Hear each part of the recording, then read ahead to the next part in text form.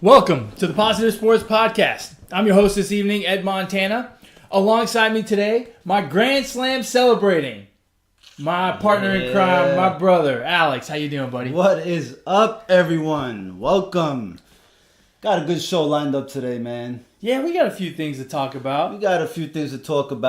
I'm still feeling a little bit of the adrenaline rush from last night. From last night? Well, from the weekend. You must be talking UFC. Exactly. What a madhouse. Wow. The build-up. Okay, first question. Do you think the McGregor thing was staged or for real? Something went wrong there. Something went wrong. What an idiot. I mean, I think he kind of screwed himself over for the long run with UFC. I mean, I don't... What the hell was he thinking about? I mean, you got goons. You send them to do the dirty work. Yeah, I agree with you there. But back to the original question. Do you think it was a set... Do you think it was set up and he took it too far? Or do you think he just came unhinged for some reason? He took it upon himself, and you think so? Yeah. I don't know that UFC would stage something like that. I feel like this is the analogy that I use, and I think I've said this to you before, right? Like if we wanted to get people to watch this podcast, maybe we'd be like, we come up with an idea, right? And I say, all right, man, how about during one of these podcasts we start arguing about something, and I get really, really mad at you and storm off. And you're like, yeah, that sounds good. People will want to watch then, right? Well, I was thinking more like, what about we get mad and I kick you in the groin and give you the Stone Cold Steve Stunner? Right. See, that would be taking it too far, right? But that's my point. Like we would argue and stuff and get really, really mad, but then like in me getting mad, I punch you and actually hurt you, and then you're like, hey man, what the fuck? We're just supposed to act like we're mad at each other. Yeah, but you really pissed me off, so I punched you in the face. Well, now I'm going to sue you and press charges, and then that's the end of the Positive Sports. Yeah. And then the Positive Sports Podcast becomes the One Man Got Punched in the Face podcast. the Negative Sports Podcast. Yeah. The Parolee Podcast. Yeah, man. I mean, I don't know. I've never seen anything like that. I think the closest I've seen to something like that was the whole Tanya Hardin Nancy Kerrigan deal, man. Well, remember years ago, too, you had that one time where Larry Holmes was chasing down a guy that he was going to fight in a few days or in a month or something in boxing, and he finally found him outside in the street, but there was press everywhere. So he went and jumped on a car and jumped off the car to kick him and stuff, and nothing much happened. But, yeah, just a complete and utter shit show. Now, I will say this. If it was all Conor McGregor and he, the story goes is that he just grabbed a bunch of his goons and flew over because he was not going to come. He flew over because his boy got roughed up in the lobby of the hotel a couple of days prior. Yeah. If he did that, that's the ultimate I got your back. Right. Right? Yeah. Which is only going to make him a bigger hero. And regardless of whether it was staged or he went too far, this, that, and the other thing, that's how he's going to paint it. And that's going to be the myth and the story and the legend going forward. If that is the case, I could totally see McGregor doing that. Oh, right? yeah. I mean, yeah. That's... And at this point, I think even if it's not, that's the story we're going to get. Yeah. But it was funny, but for the dolly going through the window, right? It was, to me, it was really amusing. I want to say I was at work, but that's kind of not right because I wasn't really working. But I was at work and I popped onto Twitter just to get some, just to see, right? I was taking a break from whatever I was doing, and all of a sudden there's all this shit about Conor McGregor's showing up at media day, and I'm like, oh, well, that's cool, whatever. And then it just spiraled out of control, and that whole buzz that he created about showing up at media day it was amazing. And to watch Twitter, I was working, and on the other screen I had my Twitter feed going live, and it was nonstop. It was ridiculous. And yeah, I tell you what, the guy is whether the UFC did it or he did it, Yeah. he is a marketing gem. Yeah. He's got himself into some trouble, but let's face it, at the end of the day, he's going to pay those fighters that got injured. He's going to pay them some hush money. Mm-hmm. The New York's not going to do anything to him. And I'll tell you what, man, if you see him up in front of the judge, he looked like he didn't fucking care.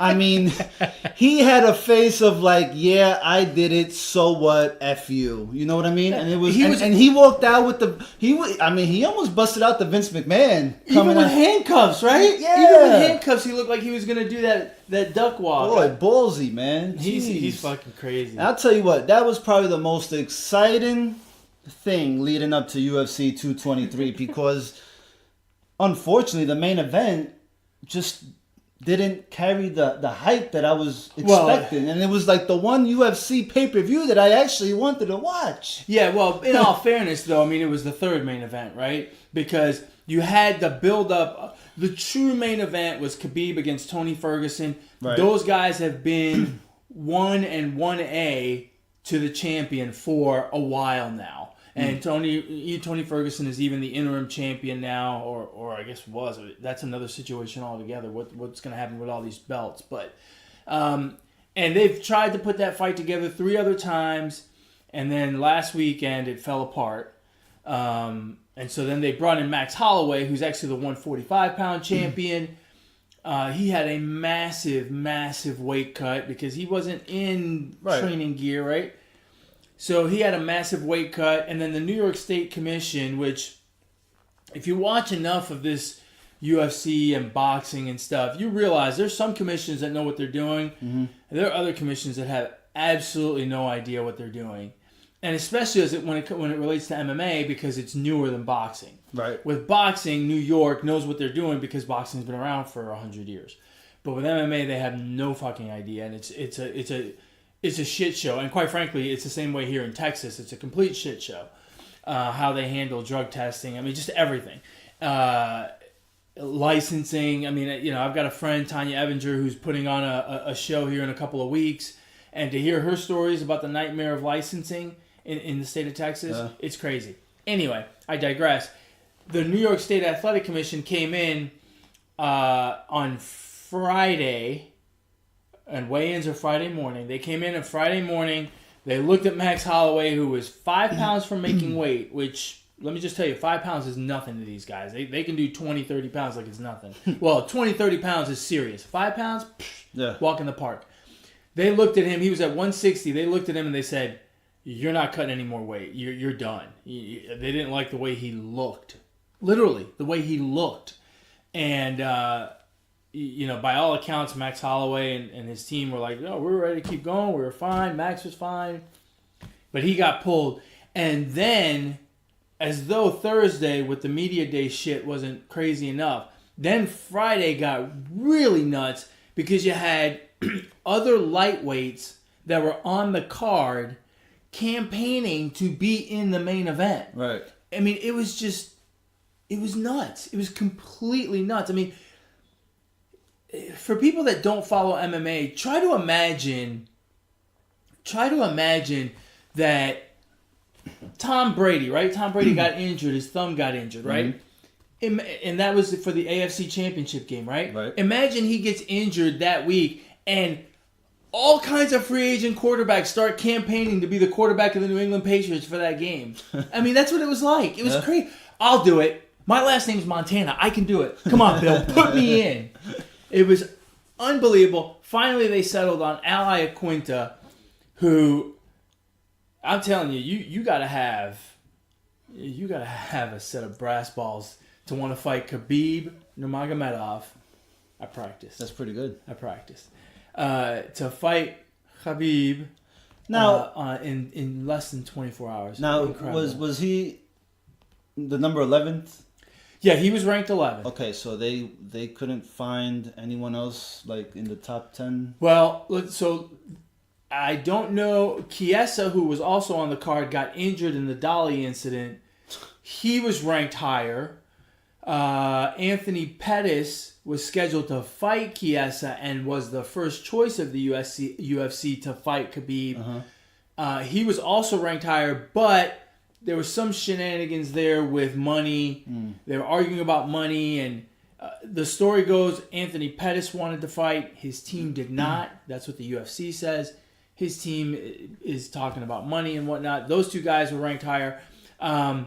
But then there's other guys. You're right. There are other guys, but they're either just fought, or they're about to fight, or they asked Eddie Alvarez, but Eddie Alvarez weighed 195 pounds. He's like, no, I can't cut 40 pounds in a day. That's part of the problem too, right? So it's crazy.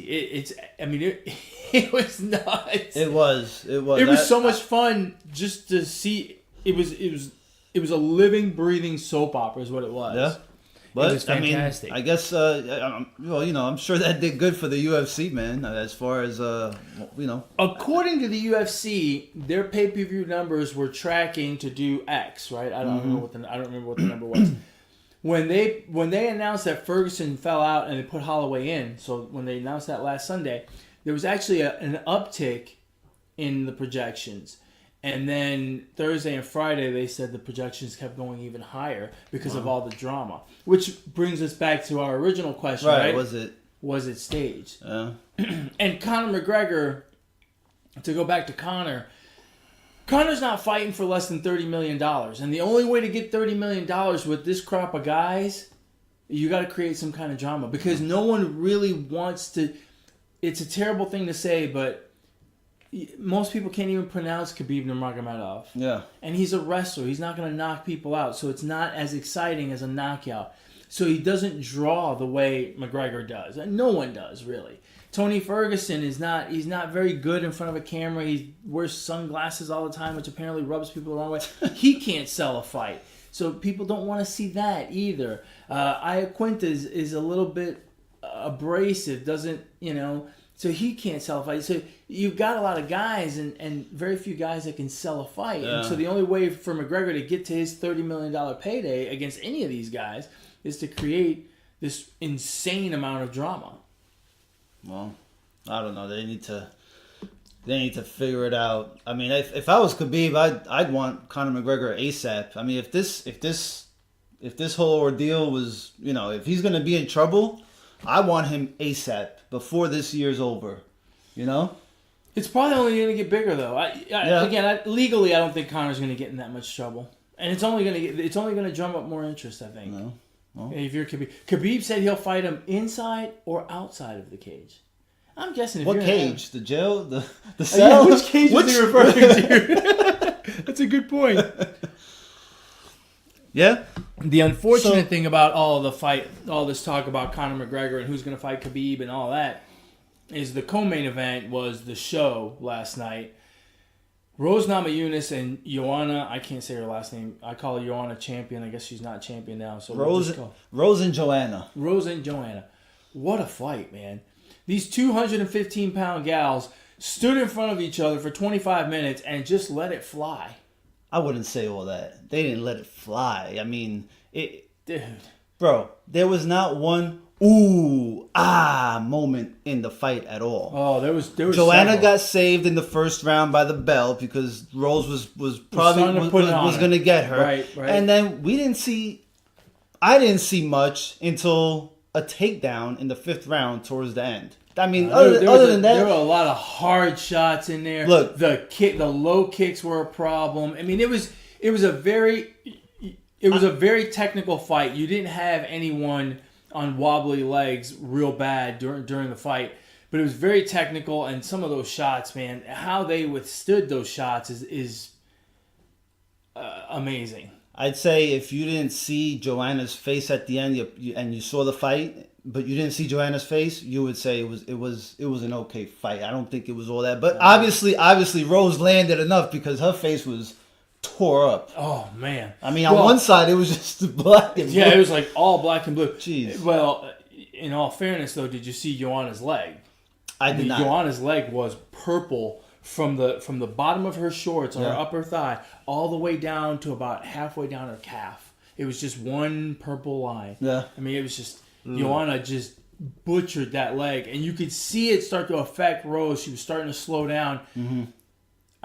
This is a terrible thing to say, but if they had gone one more round, yikes! I don't know, because Rose couldn't move. The other thing that was really impressive with both of those ladies was their attitude about the fight and their attitude about what they were going to do.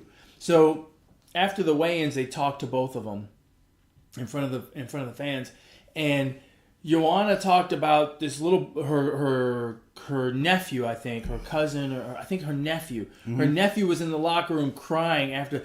This was a rematch. Right. So he was in the locker room crying when Joanna got back to the locker room after she lost to Rose the first time. And Joanna said that was her inspiration right then and there. And she's been carrying that for all this time to avenge the loss, not just for herself, but for her nephew, because it hurt her so much to see him crying. Right. And then Rose had an incredible, for me, it was an incredible comment on just the mentality of a champion.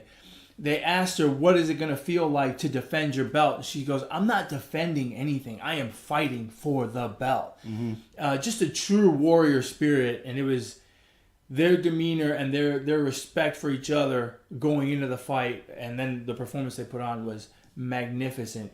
To me, it was fight of the night. I don't know if it actually won fight of the night, but there was a fight earlier between a 6'2" Russian and the little 5'10" guy from Massachusetts, and those two guys beat the brakes off of each other. How they didn't, I mean, one guy's nose was a complete mess, but that might have been fight of the night as well. I mean, it was a heck of a fight. But yeah, no, those two, Joanna and Rose, they definitely respected each other. I think they touched gloves like 3 times during the fight. I kind of didn't like that. I mean, you're fighting. Jeez, I mean, can you know? Look, I'm all for good sportsmanship. Save it for after the fight. Yeah, I love the respect that they have for each absolutely. other. But like.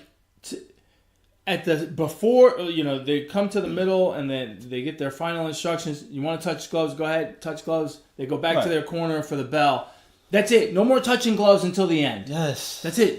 Jeez. Between that and the end of the fight, you just focus on beating the hell out of each other. That's it, man. That's what it's all about. I don't want to see any more hugs. Look, I love the sportsmanship. It's very positive. However, I don't want to see it during a scrap.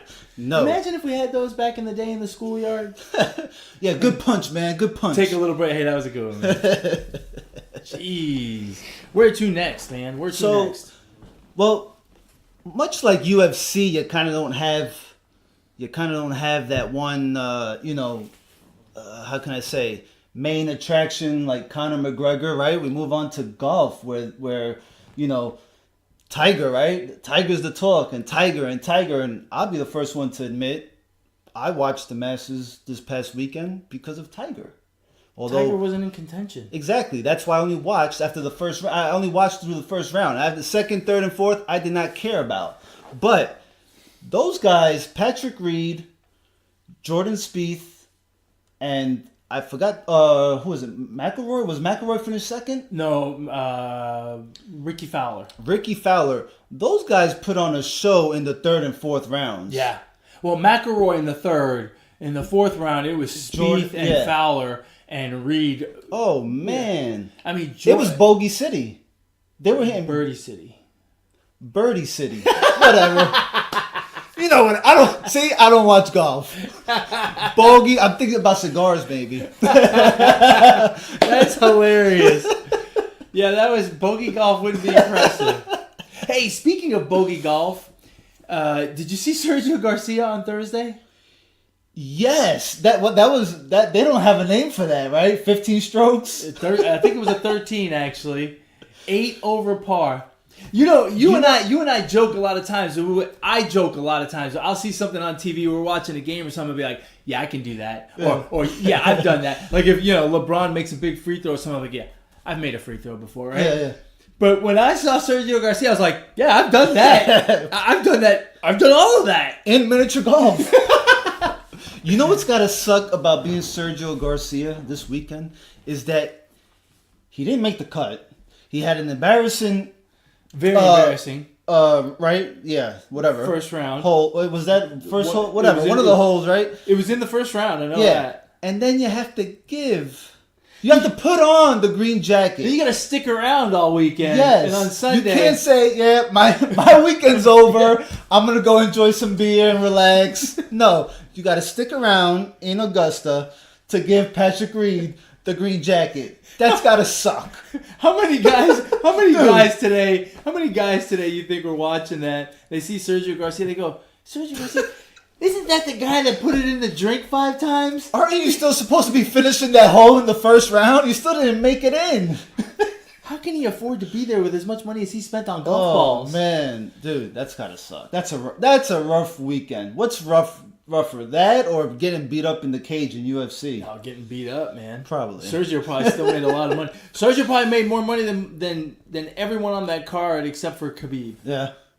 So, yeah. But poor no, Sergio. So, yeah, man. I mean, obviously Tiger was the talk, but I mean, it's unfortunate that golf doesn't have that main attraction that everyone looks forward to watching. But Patrick Reed did an outstanding job. Yeah, he did on the course. But you know what I don't understand is, you're right. We don't have that main attraction in golf, but we've got something even better. Do you know that the 4 guys that are holding the major championships right now are American? American, yeah. Under the age of 28. Yeah. So we've got young guys. We've got 4 young guys that have won majors that are going to be around for the next 5-10 years playing golf against each other. We could have the beginnings of a nice rivalry between all these guys. And the good thing is, they all love each other. They're all good friends from playing on the Ryder Cup and Junior Ryder Cup and things like that. And we've got a good base that if golf markets itself right and doesn't focus on one person like they have, which has been my problem with golf all along, it could become really, really interesting. Really one of the neat things for me watching was Patrick Reed comes off the 18th hole. He had to make par to win because Ricky Fowler made a birdie at 18 to creep up to 1 behind him. And Patrick Reed's coming off, and who's waiting for him? Ricky Fowler to congratulate him. And Ricky Fowler's like, good job, man. And Patrick Reed goes, you had to birdie that last one, didn't you? Yeah. And then they just had a good little exchange, a big hug. And it was the final round had some really neat drama. I thought it was going to be McElroy and Reed going head-to-head, and they were going to duke it out, but McElroy struggled, and Reed just kind of kept it steady. And then out of nowhere, I think he shot 9 under today, or it was 8 under for the day. Jordan Spieth. I mean, yeah, he had an and Ricky Fowler round. had a great round. I mean, let's late hope, charge. Yeah, was made it fun. Made it a lot of fun to watch. Let's hope they keep it up because I think golf needs it. I mean, there's no consistent champion, so to speak. You got which I guess is cool, right? You got a different champion every tournament, but I think for it to gain some traction, you kind of need not just one. You need 2 or 3 to really dominate and stay ahead of the. You either need pack. one to be like Tiger Woods, right? Yeah. Ridiculously dominant, or you need 3, 4, 5 guys that are always in the mix and are always battling each other, and it's coming down to a last shot, to a playoff hole, to something, late in the tournament, and that's kind of what golf is missing. But I love the Masters. I'm not a big nature guy, right? We grew up in New York. We grew up in the concrete jungle of New York City, so I'm not big on flowers and all that. But that is just gorgeous. I was wondering out loud today. I wonder how much money they spend annually on maintenance. I mean, it's got to be like $50 million a year. Yeah. Because it looks like every single blade of grass is perfectly cut. The sand looks. How is there not one speck of brown dirt in there? The sand looks pristine white. It's just incredible. Yeah, I don't know how they do it. I would love to play Augusta just once. I bet they measure the blades of grass. I bet you they do. But yeah, I can't imagine. I'd love to play. Yeah. And I would put probably every bit of 5 balls in the drink like Sergio did. And then I can say, hey, I'm just like Sergio. That's it. Oh, better yet, I only put 4 in. It's like, yeah, Sergio's all right. I think I'm a little bit better. So baseball's finally getting in the groove of things. I don't want to talk about our predictions. No. Because it's early. Look. But your predictions are looking pretty good. No, yeah. So after 8 games, yeah, they're looking pretty good. Not bad, right? So, I mean, the Mets are leading their division. The Red Sox are leading theirs. So those are your 2 teams. Yeah, looking nice. The Astros look every bit as dominant as we thought they would. But, the first 2 weeks in, it's 3 syllables, brother. Ohtani. Wow. Wow is all I have to say. I mean, now credit to you because you kind of called this, this was like a big what if, and the what if is actually happening. Yeah. And this is Babe Ruth reborn. And it's gonna get more complicated because he's hitting well. If he wasn't hitting well, it wouldn't get more complicated because you just put him at the bottom of the order. You play him 3 days a week in the lineup. You make him pitch 1 day a week, and that's good. And you say you're bringing him along, right? Right. Kind of like they did Strasburg years ago. But he's hitting well, so it's going to become more complicated. And the really impressive part is the pitching because, man, that guy is dealing. And here's the other thing that's really interesting about the pitching. They're pitching him Japanese style. So in Japan, they use 6-man rotation, not 5, and they give him a day off. So you only pitch once a week, whereas here in the U.S. you pitch every 5 days. Right. And they're trying very hard to keep him on that Japan type schedule. So if it's successful, right? If he gets to October, if he gets to the end of September and he's still dealing 99 miles an hour on the corner in the 6th inning like he was today, teams are going to start to rethink this and say, do I really need 8 relievers? Right. Can I do with 7 and go with 6 starters? Or do I take one of those relievers and make him a spot starter every so often so that I can effectively use a 6-man rotation? He may end up being groundbreaking in that way as well. Yeah, unless you're the Tampa Bay Rays and you pitch 9 relievers. Or the Phillies, right? In a game. That's what they did last week. They went like 9 relievers. Yeah, that's... What are you doing? I don't understand. No, but they did that on purpose. Yeah, again, what are you doing? I don't get it. I don't get it either. You look, your starter is meant to go, unless of course he's got 120 pitches thrown through 4 innings, fine, you take him out. But I mean, leave him in there. He's a starter. He's used to throwing, going long. Leave him in there. I mean, we're really getting to the point where they're gonna have to expand the rosters because this is we're trending towards this point. We're trending towards the point of using 3 pitchers to pitch 3 innings every game. So if you do that, you really can't pitch them. You have to give them at least 3 days rest because 3 innings is a fair amount. Right. Which means you have to go like that 4 games, which means 3, 3, 3, 3, and 3. Maybe that's 1 3 too many, but it's 12 pitchers. So you can only carry 13 field players, which means you only have 5 on the bench. If you got a guy that's aching or a guy that needs a day off, it's a problem. They're gonna have to expand the rosters. I can't imagine that they won't, but how do you do that, right? Because the owners are not going to want to do that. But pitching has become... Just stop babying the starters. Well, but... Yeah, no, I agree with you. But the problem is that they've already gotten to the point where they've invested so much money in starters, right? We have so many 10, 12, 15, $20 million pitchers that they want to protect that investment, and those contracts are guaranteed. So it's snowballing, or the snowball is falling apart slowly but surely into the point where we're only going to get a handful of innings from starters, and it's become a middle relief game. Oh yeah, it's absolutely ridiculous. Your middle relief system is almost more important than your starters or your closer. Even in the playoffs, it's like in the playoffs, even more so, right? Because God forbid you fall behind 3 runs. Yeah. If you fall behind 3 runs, let's save our ace for game 4 possibly. Let's not give him a chance to go out there and it's nuts. It's nuts. You know.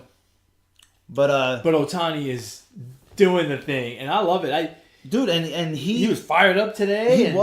He was, man. I mean, and he has some life to. I mean, he was throwing 99 in the 5th or the 6th inning, and he was trying to throw 99. He wasn't just he was slinging it. So, and let's remember, he's only 22, 23 years old. 20. I think he turns 24 this year. Okay, well, still. He's still, you're right. He's still really young. Most Japanese players that come, they kind of come in their late 20s. Yeah, late 20s. 30, right? So, I mean, that's pretty cool. Yeah, the Angels may really have something here. Maybe. Let's see. It's a long season, so it's early for. It is, and let's face it, he's made 2 starts against the A's, right? Right. Yeah, that's not saying much. The A's are not exactly. Well, let's see what happens. But he took Corey Kluber yard. That's true. Can't forget that. That's true. It's exciting. I like it. It's really given the season kind of an early conversation piece. I wish it was an American kid. Because I think some of it will be lost because people will be like, Shuey who? Right. We're so nationalistic sometimes. That's okay. Ohtani is easy to pronounce. Ohtani is easy to, I don't try that first name very often, but anyway. No. So we'll go ahead and move along to a little positive running. So here I am, 8 days away from the Boston Marathon. Nervous? A little bit. It's funny that, I've run 50-something marathons and I still get nervous. The week of the marathon is always tough because you run very little and you watch what you eat very carefully. And if you have to travel, that's kind of a pain in the ass. For people like me that don't really like packing and shit like that, it's kind of a pain in the ass. So that's kind of how my week goes. But yeah, man, I'm nervous again. It's but it's a good feeling because that's how that it's the Boston Marathon and it's not mom and pop's 15-mile run or some shit. Right? Well, I'm sure that all goes away on the day of the run. Once you got your nut huggers on. Yeah. Once you piss your pants around mile 9 because you can't hold it anymore. Nah, but I'm sure even before then. I mean, I don't know. I never ran a marathon. You tell me. But I'm sure once you're there, once you're in the dance, when you start running, and once you probably cross the start line. Yeah. Once you get going, then you're constant. For me, I'm concentrating on the race.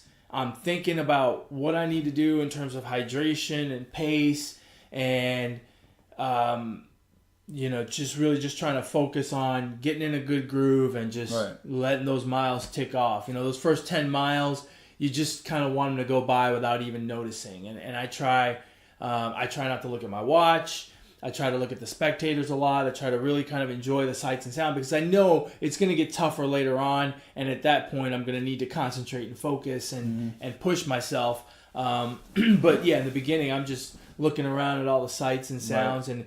And Boston is special. They've got 27,000 runners, I think it is. And it starts in a little town outside of Boston called Hopkinton. And it's a blast. There's, it's such an event for the city of Boston. 2.5 million people line the streets that day. It's on a Monday. It's a holiday in Massachusetts. It's a lot of fun. And you do. You get nervous right up until it's time to go. And then once the gun goes off, you're like, well, I got to get to Boston. Right. Yeah? I got to get to Boston and I don't have a car. So I may as well follow these people. Well, you can always do what Jeffrey the Butler did. I mean, that's what I would do.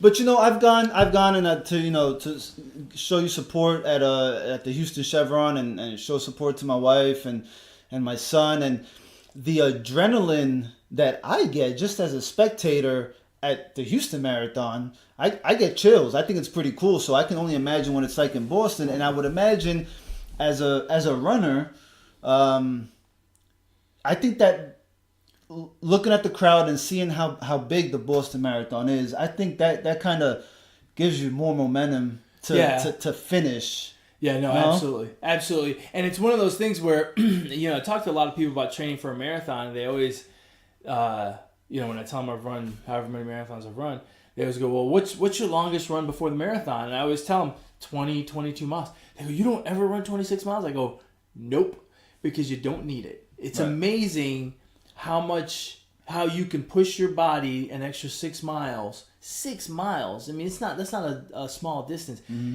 But you can get an extra 6 miles out of your body without actually doing it before. I've actually only run 26 miles. I've never run 26 miles in training. Never. Damn. My longest training run is 24. I've never gone more than 26 miles. I've never done the marathon distance in a training run. So the only times I've gone 26 miles, I've gotten a medal at the end.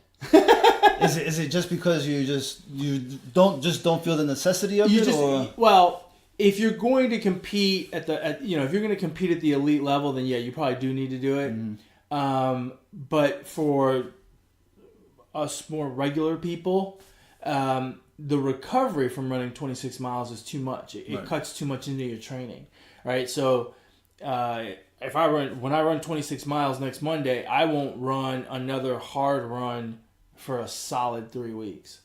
And when I say not a hard run, I won't go more than 4 miles probably for 3 weeks. Dude, you're not a regular guy anymore. I mean, you've got 50 plus marathons under your belt. You're not a regular guy. Well, I meant in terms of speed. That just makes you a freaking crazy guy. No longer normal, right? No longer normal. But yeah, it's very exciting.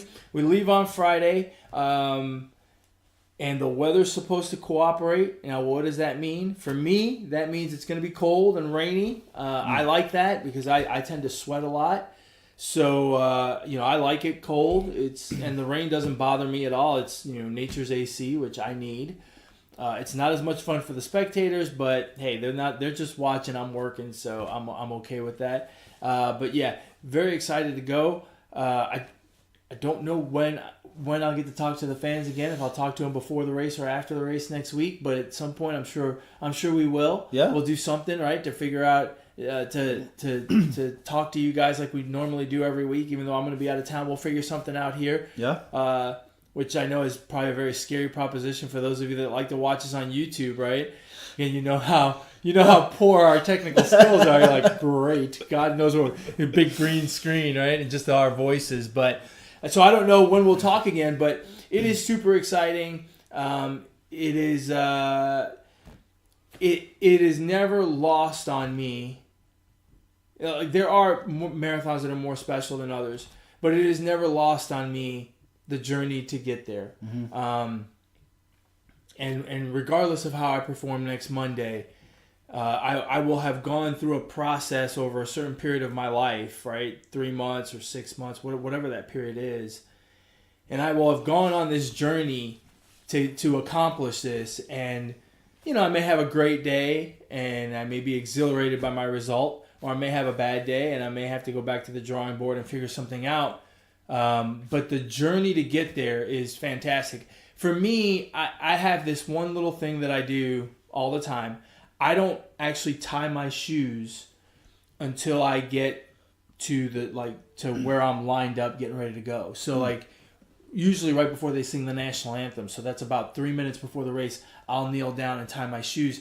And it's at that moment when I kneel down to tie my shoes about 5 minutes before the start of the race, when I sit there and I just kind of think for a second and I realize all of the effort and all of the little things that I've done along the way, the aches, the pains, the diet, the sacrifice, the early mornings, the late nights, the running when I'm having a bad day, the exhilaration of completing a good speed workout on the track or whatever, all of that stuff. And here I am doing the last thing I have to do before I start. I have to tie my shoes and go on this journey for the next 3 or 4 hours. It's a great feeling. If you ever get the urge to run a marathon, man, it is so unique. It is fantastic to go on that journey.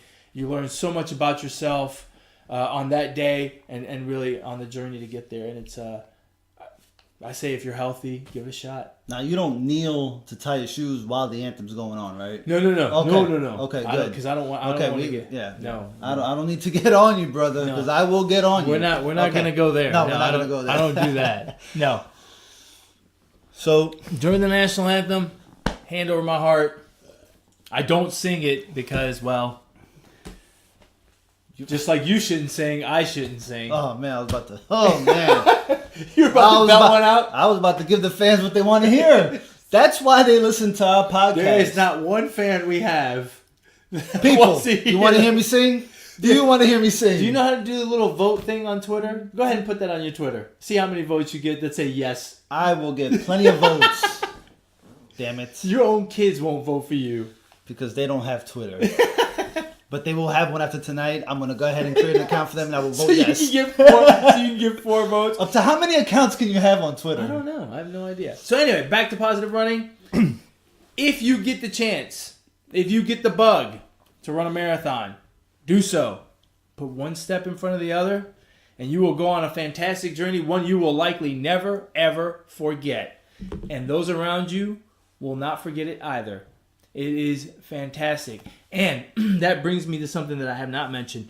If you want to talk marathons, if you want to talk running, if you want to talk training, if you want to talk about your journey, you want me to share more about my journey, you can reach out to me at eMontana21 on Twitter. If you want to reach me through the show, you can email the show at positivesports10@gmail.com, positivesports10@gmail.com. If you want to talk to him about not running, where do they reach you? Reach me on Twitter at Brooklyn Gaucho.